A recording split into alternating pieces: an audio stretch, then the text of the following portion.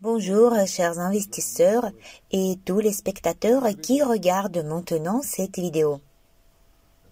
Il y a longtemps que nous n'avons pas discuté avec vous dans ce format.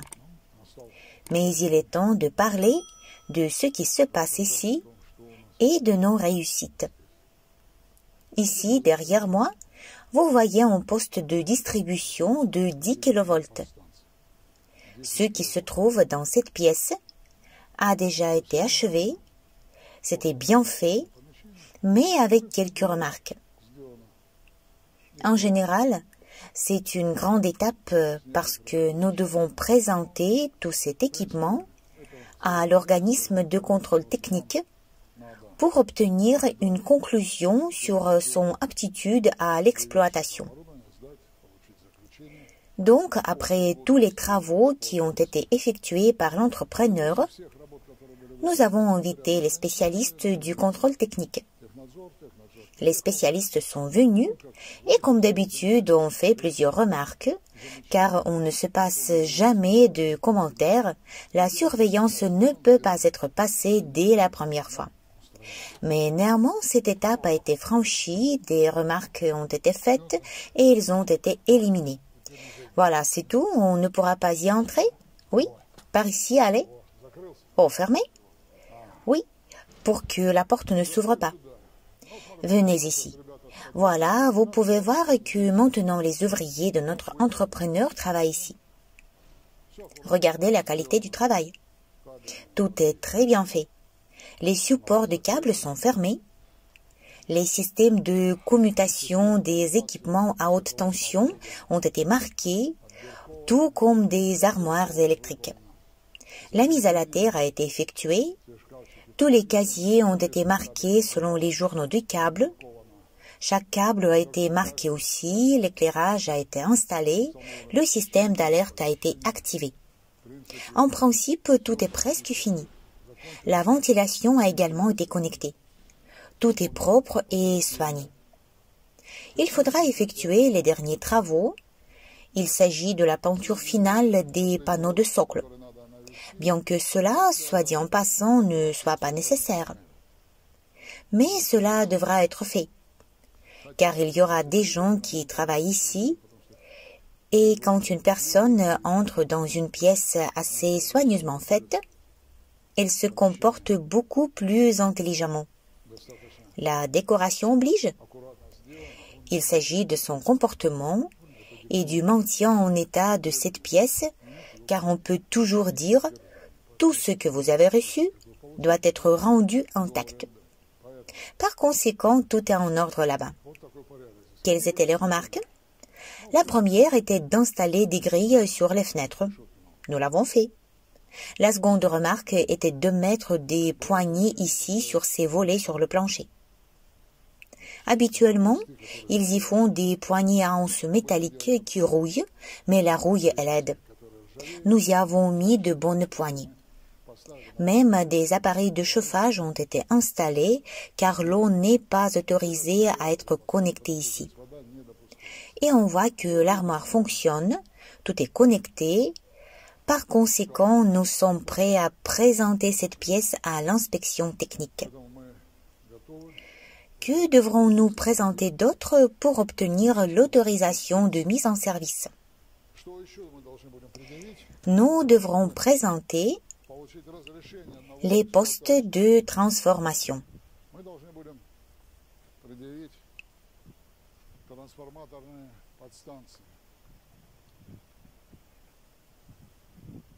Ici, nous avons nos 4 transformateurs. Allons voir de plus près. Eh bien, vous pouvez également voir que tout a été fait avec soin. Tout est propre.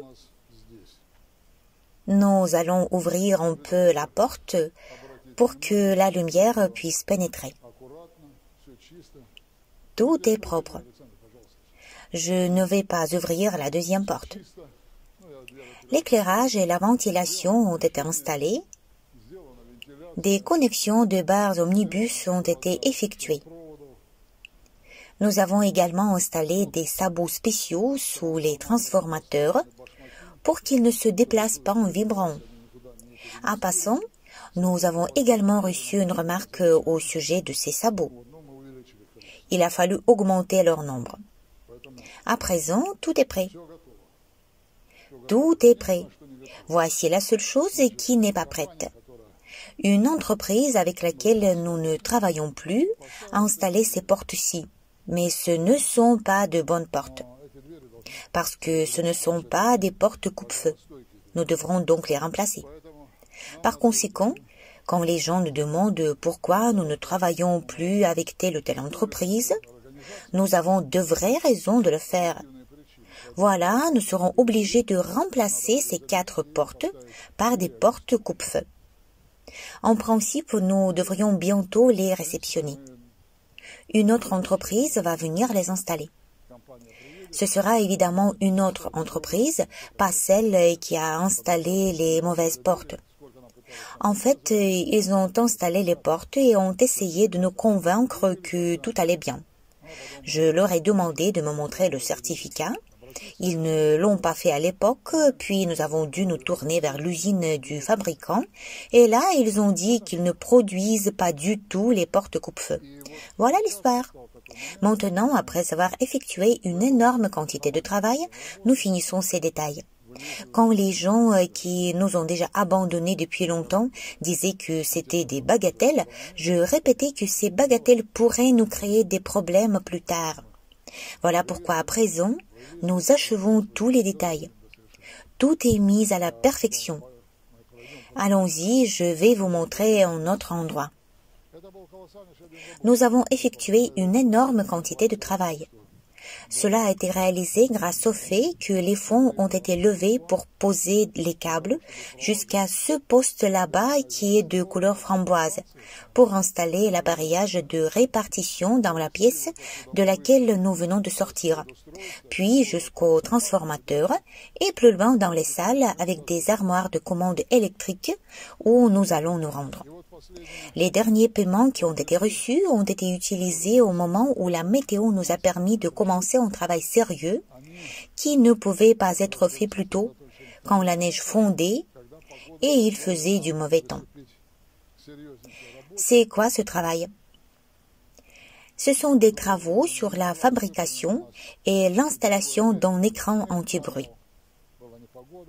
Maintenant, notre caméraman va tourner la caméra pour vous le montrer. Voici le terrain, notre coût arrière en fait. Ici, on peut voir que la coulée des fondations pour l'installation de l'écran anti-bruit est en cours.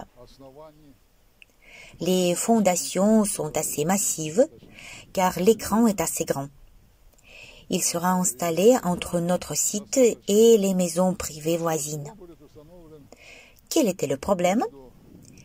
Il y avait une clôture 3D qui a été installée sur notre site. C'était une clôture appartenant à Technopolis et il fallait la démanteler. Mais pour ce faire, il a fallu démanteler tous les câbles de vidéosurveillance et ceux à basse tension. À noter que tout cela devait être coordonné et présenté sous forme de projet. C'était un travail supplémentaire assez lourd et un peu compliqué sur le plan administratif. De plus, cela nécessitait certains coûts. Mais le plus important, c'est la question financière, car il fallait tout faire vite. Et que fait-on? On va s'en rapprocher. Nous voyons ici une partie des supports dont les fondations ont déjà été faites. Cependant, nous avons besoin d'en installer 40.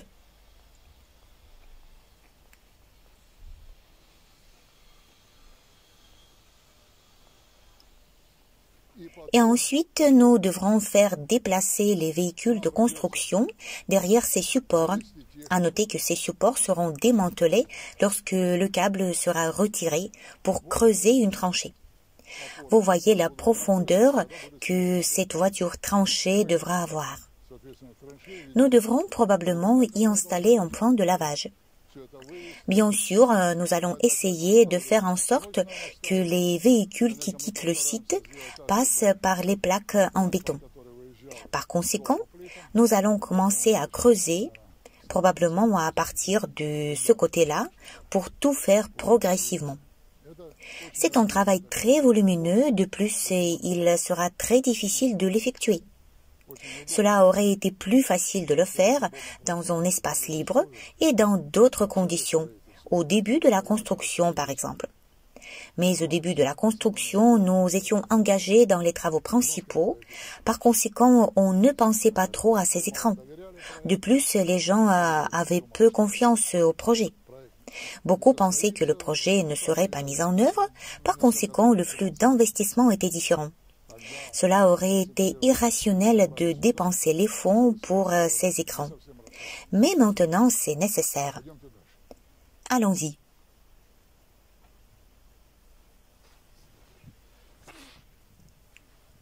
Regardez ici, nous y avons aménagé un entreposage.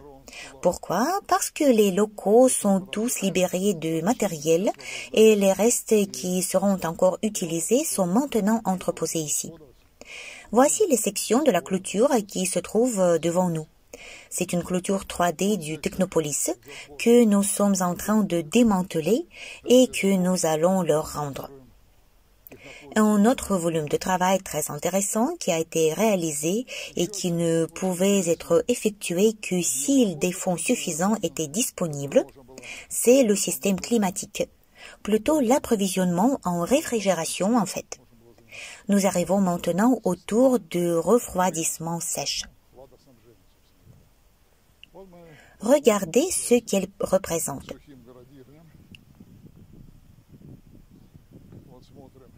C'est une quantité assez impressionnante de tuyaux.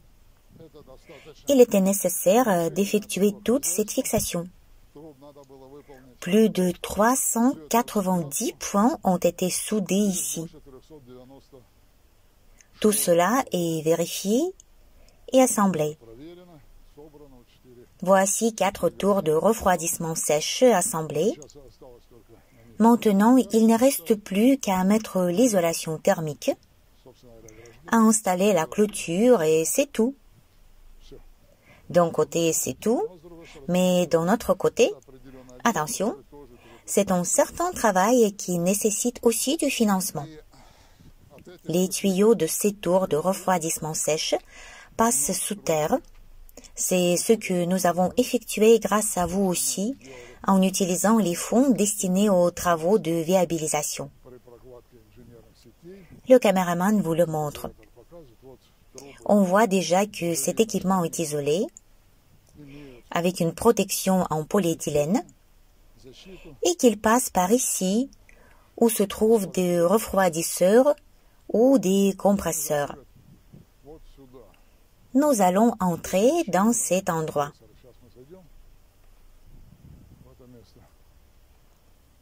Bonjour.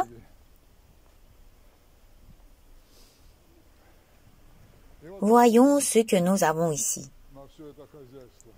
Voici les tuyaux qui ont été raccordés. Ici, nous voyons que les tuyaux ont été raccordés au compresseur et au refroidisseur.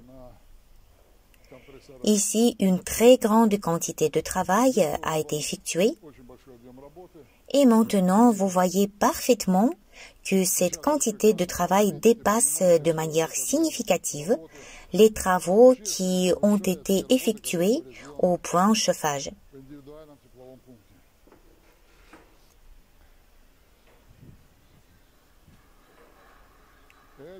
Tout cela a été fait grâce à ce que, au fait qu'un certain montant d'investissement a été attiré.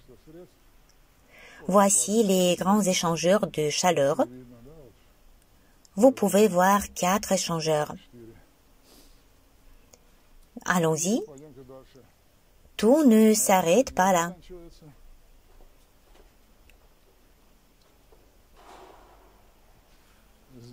Là, nous voyons le matériel de pompage, les échangeurs de chaleur et voici les peignes pour la distribution de l'approvisionnement en froid. Un travail colossal doit être achevé.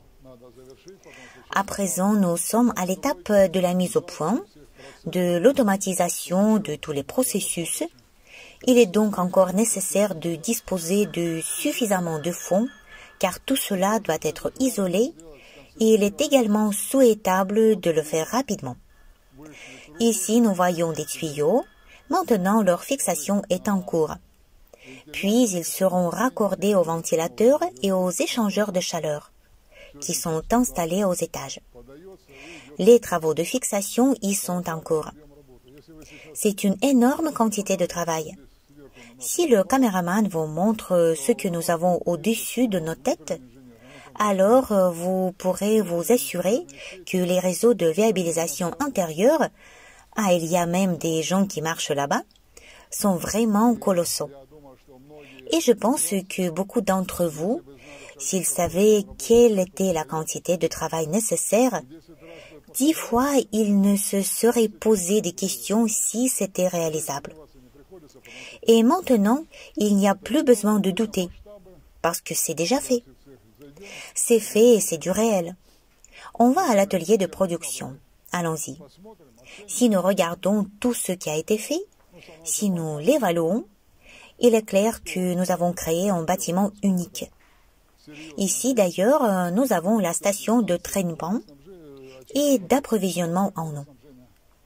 Là, nous avons aménagé des entrepôts dans lesquels, je pense que le caméraman va vous le montrer, sur les étagères se trouvent déjà des boîtes avec les pièces pour les futurs produits, en particulier pour les meuleuses d'ongles. Eh bien, vous avez déjà vu le point chauffage, vous savez ce que c'est. Il ne vous impressionnera plus, je pense. On va aller de l'autre côté. Je vais vous montrer une autre chose que nous faisons avec beaucoup d'efforts. Il s'agit de nos 4 ascenseurs. En ce jour, un événement marquant doit arriver. J'espère que ce sera le cas. Nous devons connecter notre salle de contrôle interne à la salle de contrôle centrale de Zelenograd, afin que nous soyons déjà inclus dans un seul réseau. Nous avons déjà signé un contrat pour l'entretien des ascenseurs. On est là, vous voyez?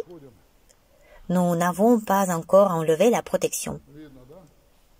J'appuie sur le bouton et j'attends un miracle. Ce n'est pas un miracle, mais nos spécialistes ont dû faire du bon travail pour que tout cela soit installé. S'il vous plaît, voilà l'ascenseur et vous pouvez monter au 2e étage. Et voilà, nous montons. Les ascenseurs nous aident déjà de manière significative dans le travail. Et maintenant, nous approchons d'une porte. Ici, vous voyez que tout a déjà été indiqué. C'est l'une des 2 pièces avec des tableaux principaux de distribution. Il nous reste à installer une armoire et puis nous devrons connecter les stations de recharge pour une voiture électrique et un vélo électrique. Toutes les stations ont déjà été achetées, mais nous allons d'abord terminer le travail et ensuite les connecter. C'est une certaine quantité de travail que nous n'avons pas commencé. Pour quelle raison? Nous devons d'abord installer tout le matériel de viabilisation qui est en relation avec le système de sécurité. Il s'agit d'un système d'extinction d'incendie automatique, de détecteurs d'incendie et bien plus encore, et bien sûr les systèmes de viabilisation.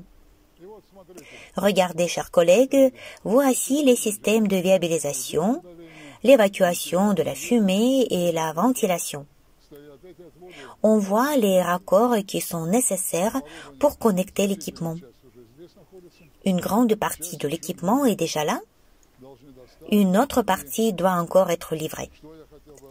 Cependant, ce que je voudrais souligner, c'est que nous avons dû franchir une certaine étape. Nous avons notamment acheté du matériel au-delà de celui qui a été prévu par le projet. Pourquoi? Le fait est que lorsque nous avons commencé le projet, le développement des meuleuses d'angles était en cours, mais il n'était pas clair que nous finissions ou pas. Parce que oui, nous croyons que nous le ferions, mais pour le moment, cela n'a pas encore été fait.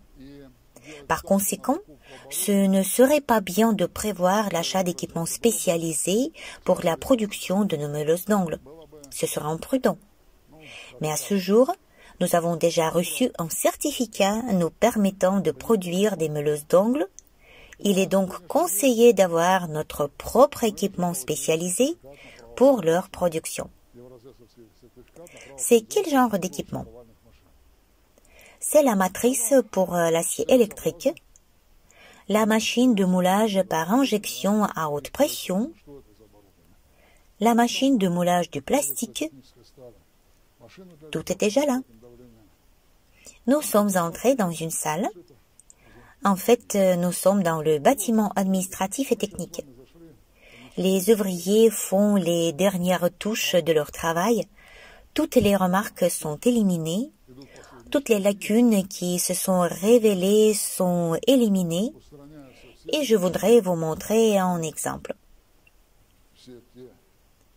Allons dans ce bureau.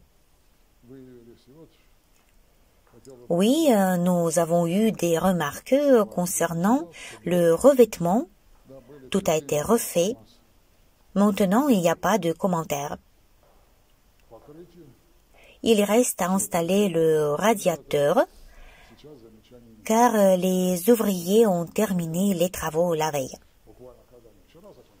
Ici, nous pouvons expliquer que nous avons dû effectuer une bouche d'entrée dans ce bureau parce qu'il y avait des remarques. Cela doit donc être achevé. Ce sont des petits travaux qui doivent être faits. Là, les pièces avec des armoires électriques ont été aménagées. Voici des meubles qui ont été retirés de ce bureau. Ici, ce bureau a été terminé et son nettoyage est en cours. Il y avait aussi des remarques concernant le plancher, mais ces remarques ont été éliminées. Le bureau a été accepté par la commission et à présent il est aménagé. Voici les meubles par exemple. À présent, allons dans ces bureaux. Vous voyez que ce bureau-ci fonctionne déjà, on y travaille et des processus s'y déroulent. C'est quoi ça? Ce sont des étiquettes pour les câbles. Maintenant, les employés impriment ces étiquettes. Ce n'est plus rempli avec un feutre, mais ce sont des étiquettes avec des codes barres. Par conséquent, avec votre smartphone, vous pouvez lire tous les paramètres. Maintenant, c'est ici que le cœur de tous les systèmes de viabilisation bat. Les phases finales sont en cours. Il est clair que l'équipement fonctionne. La mise au point est en cours. Là se trouve l'alarme incendie, la vidéosurveillance. Voici la gestion du chauffage, la gestion du refroidissement, tout est ici. Ici, vous pouvez voir que tout ce système respire déjà. Il fonctionne et est prêt à être présenté. Alexandre, dites-moi, est-ce agréable de marcher au rez-de-chaussée? Oui, certainement. Cela répond-il aux exigences imposées au bureau? Complètement. Le personnel donne déjà des commentaires positifs. Il est déjà agréable de s'y trouver. Oui, c'est parce qu'il fait chaud. Voici les tourniquets installés ici. Même l'entrée a été faite. Il y avait une remarque ici, il y avait des radiateurs blancs, mais ils ne correspondaient pas en quelque sorte. Et surtout, il y avait un problème avec l'installation de la porte tournante. Ce problème a été résolu par l'utilisation de radiateurs de chauffage verticaux. Nous allons sortir pour vous montrer qu'il reste peu de travail à effectuer ici. Là, il y avait aussi des remarques. Le seuil est fait. Nous avons une plaque provisoire. Pourquoi provisoire? Beaucoup ont dit qu'il fallait faire quelque chose de différent. Je dis non. La chose principale, c'est ce qui est écrit SARL Sovelmash. Je pense que cette plaque sera bientôt remplacée. Tout le monde comprend que nous allons transformer la SARL en une société anonyme et ce n'est pas si loin. Pourquoi dépenser de l'argent pour cette plaque? Si vous regardez en face, vous verrez des ouvriers qui travaillent. Cela est dû au fait qu'à un moment donné, une erreur a été commise dans l'emplacement de la clôture de seulement 1 demi-mètre. Mais dans le plan cadastral, tout doit être précis et complet. C'est pour ça que nous devrons effectuer beaucoup de travail. Nous l'avons remis à plus tard. Nous ne l'avons pas rejeté, mais c'était une mesure forcée de faire face à l'hiver et de ne pas endommager tout ce site. Nous avons décidé d'installer les bordures provisoires et un revêtement d'asphalte provisoire. Parce que s'il y avait de la boue, nous aurions dû creuser environ 1 mètre de terre pour l'enlever. Ces mesures étaient donc justifiées. Maintenant, nous allons devoir remplacer quelque chose ici, du temporaire par du permanent. Quand le ferons-nous? Le caméraman va maintenant montrer notre talon d'Achille, qui nécessite un peu d'argent. C'est le deuxième raccordement du système d'approvisionnement en eau. Nous sommes maintenant arrivés à l'endroit où nous avons arrêté les travaux à l'automne. Et même si des tranchées ont été creusées ici, nous avons dû les refermer car il était clair que nous arrêtions tous les travaux en attendant le beau temps. Et maintenant, nous devrons faire ceci. Nous devrons creuser une nouvelle tranchée, enlever la terre, effectuer un trou jusqu'à ce site-là qui est clôturé avec des grilles jaunes, installer un tuyau et effectuer la reconstruction de la chambre d'approvisionnement en eau. Ces conditions techniques nous ont été ordonnées par Technopolis et nous devons les remplir, même si cela nécessite des fonds. Il est également nécessaire de terminer les travaux d'aménagement du terrain. Ici aussi, des travaux ont été réalisés à la fin de l'année. Nous avons déjà terminé ici les derniers travaux.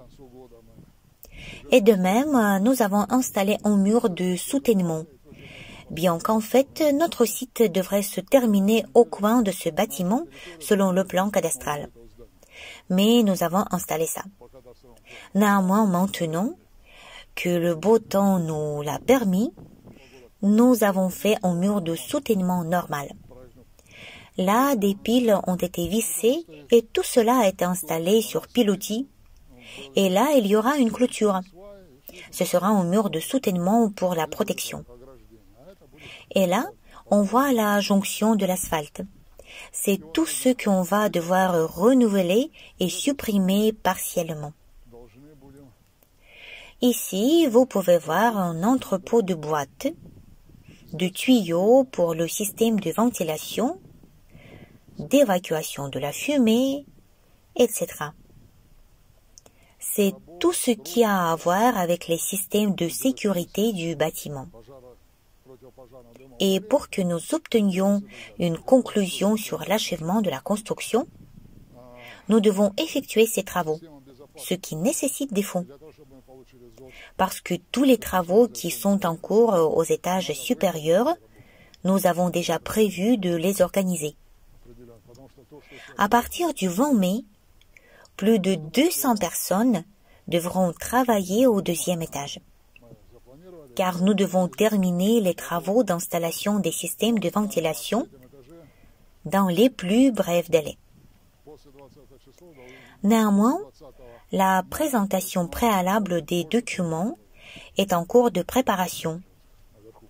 La plupart des dossiers ont déjà été formés. Par conséquent, nous comprenons quels sont les travaux que nous devons terminer pour obtenir une conclusion sur l'achèvement de la construction et l'autorisation de mise en service. Et selon les plans qui nous ont été imposés, c'est en août 2024 que nous devrons commencer la production. Eh bien, revenons à la production.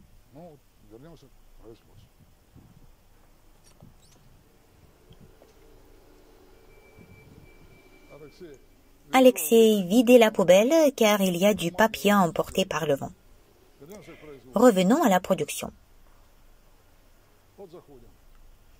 Nous allons ici, au niveau du site de production, et nous y voyons des pièces. Voici les pièces du premier moteur fait sur commande. C'est un moteur pour une substitution à l'importation. C'est un moteur français qui n'est plus livré à cause des sanctions imposées. Les gens nous ont contactés pour savoir si nous pouvions le faire. Oui. Et voilà ce qui a été fait. Mais nous ne faisons pas un moteur à la fois, nous en faisons plusieurs. Pourquoi? Parce que l'un est pour des tests. Nous allons le tester très sérieusement jusqu'à sa destruction physique. Le second est pour la certification, le troisième est pour le client, le quatrième est pour la garantie. Eh bien, en conséquence, il sera possible de le garder pour voir la situation. Eh bien, regardez ce beau matériel. C'est une station de recharge pour voitures électriques qui sera bientôt installée et ensuite nous la connecterons. Soit dit en passant, actuellement, les États-Unis font face aux mêmes situations qu'en Union soviétique dans les années 90. Dans les stations de recharge Tesla, les gens coupent tous les fils en cuivre pour gagner de l'argent en les vendant. Et maintenant, si nous tournons la caméra, vous pourrez voir que les gens travaillent derrière ces machines. Ce sont les ingénieurs d'études qui maîtrisent les machines. Pour mieux concevoir les produits, ils doivent comprendre comment tout cela fonctionne. Allons-y. Voici les pièces pour le travail. Ces pièces sont coupées dans le secteur d'embouti. Nous y avons déjà installé tout l'équipement nécessaire. Allons plus loin.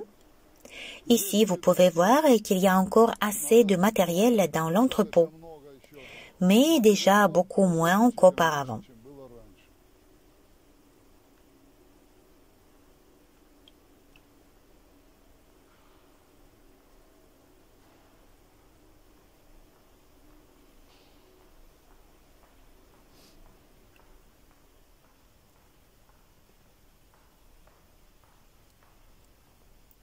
Voici une enveloppe pour un moteur refroidi par eau.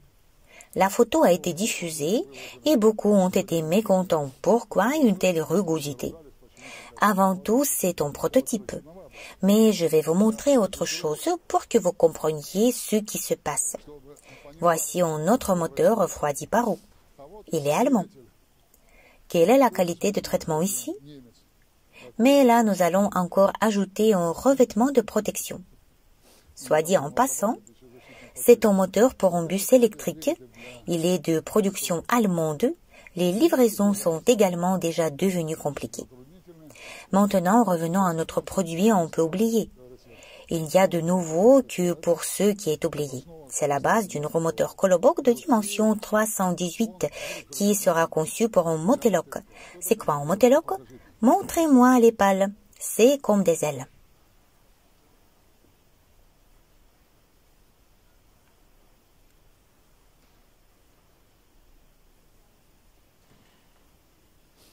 Ce moteur fera tourner cette pale ou cette hélice. Et cette hélice fournira une capacité de charge de 200 kg. Ici, on produit une cale. Sur cette cale, nos ingénieurs assemblent le cadre de ce moteloc sur lequel les hélices avec les moteurs seront installées. Après cela, dites-moi s'il vous plaît, est-ce que nous allons commencer la production en août ou sommes-nous déjà engagés dans la production? Ah, une bonne question. Regardez, c'est notre employé qui travaille. Elle prépare des sections pour d'autres moteurs et supprime ce qui est inutile. Ici, il y a un stator pour un treu d'ascenseur de nouvelle génération déjà. Le treu que nous avons copié de chez Otis en principe, mais nous y avons utilisé notre moteur, nous l'avons testé et obtenu nos conclusions. Le fonctionnement ne nous a pas satisfaits. Bien que les paramètres dépassent ceux d'Otis, cela ne nous convient pas. Pourquoi? Parce que nous ne voulons pas copier aveuglément. Nous comprenons les défauts et essayons de les éliminer de nos produits.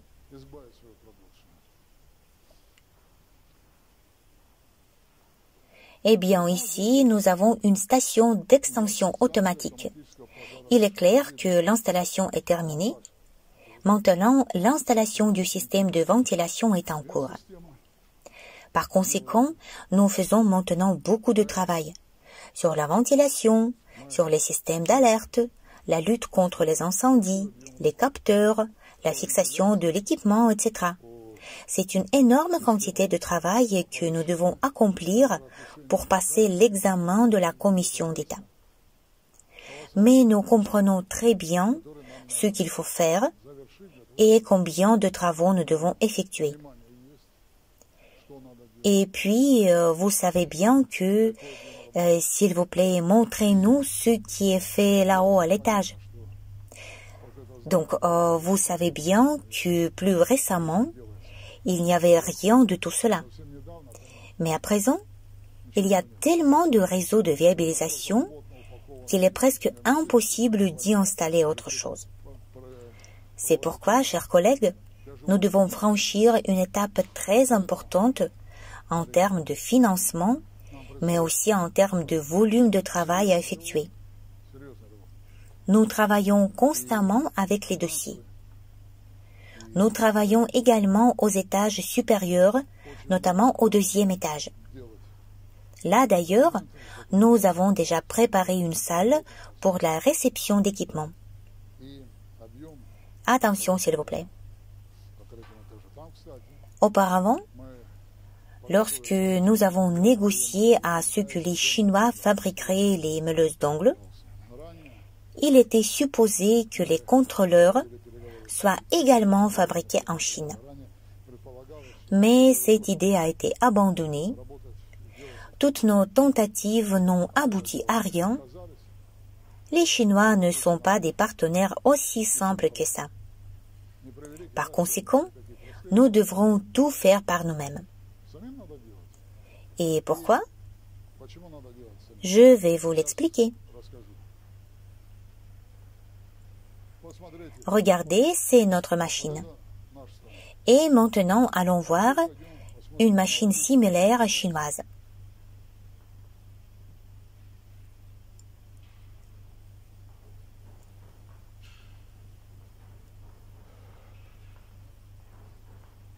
C'est une machine chinoise qui effectue une opération similaire, fabriquer et installer l'isolation des rainures.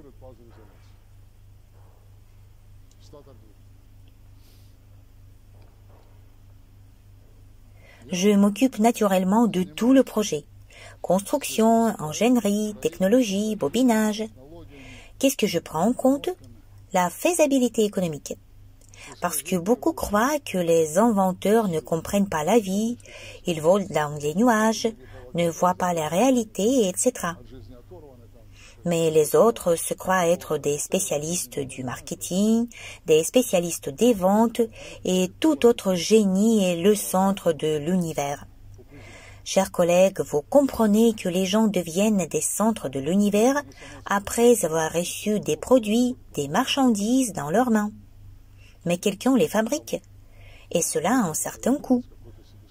Les centres de l'univers pourront gagner de l'argent seulement dans le cas où il y a un déficit énorme ou quand quelqu'un joue avec les prix. Sinon, ils ne gagneront rien. Mais par exemple, quand nous travaillons, nous faisons attention au prix de revient. Qu'est-ce qu'on reçoit? Tout le monde dit que la Chine nous dépasse parce qu'elle a une main-d'œuvre bon marché. Pas du tout. Lorsque je calcule le coût de l'exécution de l'opération technologique pour l'installation de l'isolation des rainures, il s'avère que dans le cadre du coût de cette opération, 93% correspond au coût du matériel et tout le reste ce sont les salaires, les taxes et d'autres choses. À noter que les salaires sont très bons. Pourquoi? Parce qu'un opérateur peut travailler sur plusieurs de ces machines. Puis, en général, son salaire change déjà. S'il opère une seule machine, c'est 93%. Si c'est 4 machines, alors respectivement 96%. Ensuite, les gens se demandent ce que représente le salaire dans cette situation. Tout comme les impôts et tout le reste? Mais ça, c'est dans les conditions de Technopolis. Il y a une autre nuance. Et si on mettait un manipulateur là-bas? Vous avez vu qu'il y avait un robot manipulateur à proximité qui servira et mettra les noyaux là-bas. Puis nous avons l'opérateur qui ne fera que changer les bobines, pas avec du papier, mais avec un matériel isolant. Et ce matériel sera coupé là-bas où nous avons la machine. La question se pose alors du coût des matériaux dans le prix de revient. 98 à 99%. Une autre question, nous vendons en Chine du cuivre, de l'aluminium, de l'acier électrique et nous obtenons un produit bon marché. En Russie, nous achetons du matériel à des prix conséquents, mais nous vendons les nôtres bon marché. C'est une sorte de dissonance. Mais vous pouvez faire face à cette dissonance si vous choisissez une bonne approche. C'est quand vous calculez le coût d'une opération technologique, par exemple traité en arbre pour la meuleuse d'ongles sur un tour à commande numérique. Tout est merveilleux. Nous avons pris une barre de 14 mm et l'avons traitée. Mais en réalité, nous avons un bout de 8 mm, l'autre de 12 mm. Vous voyez combien il faudra couper. Et si nous prenons la machine à refouler qui nous permet d'obtenir une pièce qui demandera de faire le traitement de finition seulement à certains endroits, alors nous avons le coût qui diminue fortement. Et si en plus de cela nous installons une machine à fileter à la molette qui fait un fil à l'extrémité pour fixer l'engrenage du réducteur de la meuleuse d'ongles, alors le prix coûtant devient minimum. Et disons un opérateur qui travaille avec la machine à refouler et la machine à fileter à la molette peut également travailler avec une presse qui va poinçonner l'acier électrique et qui fait environ 5 coups par seconde. Là, vous pouvez compter après combien de secondes un paquet fini du stator ou du rotor apparaît. Cela signifie qu'un opérateur qui met le rotor dans la machine de moulage par injection à haute pression peut installer plusieurs pièces à la fois. Le pousseur de barre est immédiatement chargé avec une barre pour la machine à refouler. Il s'avère qu'une personne peut travailler avec 3 ou 4 machines. Qu'en pensez-vous? Dans cette situation, est-il possible de donner un bon salaire à cette personne? Oui, bien sûr. L'essentiel est qu'une personne soit un bon spécialiste. Et alors, il pourra toucher un très bon salaire. Voici une chance pour les jeunes. Mais si nous choisissons la variante que les gens nous ont proposée, trouver un garage, le réfectionner, y mettre beaucoup d'équipements, mais attention, si nous travaillons avec le matériel que nous avons à notre disposition et non avec celui dont nous avons vraiment besoin, nous obtiendrons quelque chose que nous ne pourrons pas vendre. Pourquoi? Parce que cela affecte négativement le coût. Par conséquent, chaque fois que nous allons produire quelque chose, nous devons penser à l'équipement qui nous permettra de travailler. C'est de là que vient la question de pourquoi il faut augmenter le financement. Parce que la machine à refouler est nécessaire, la machine à fileter à la molette est aussi nécessaire, la presse a déjà été commandée car nous comprenons déjà ce que nous allons produire, la machine de moulage par injection à haute pression a déjà été fabriquée. Vous avez certainement déjà vu les photos, Victor Aristov a montré les réducteurs moulés. Mais là, il faut encore affiner, bien sûr, c'est une embauche de coulée. Donc, chers collègues, nous nous attendons des étapes très intéressantes. Nous préparons maintenant une nouvelle étape, c'est le lancement de la production. Pour ce faire, nous devons obtenir une conclusion sur l'achèvement de la construction. Et pour cela, nous devons installer le système de ventilation, effectuer cette énorme quantité de travail, mettre en place l'équipement, même ce qui n'était pas prévu au stade initial. Mais si nous voulons avoir la rentabilité maximale du projet, nous devons le faire. Voici, c'est tout. Merci à tous, bonne chance à nous tous.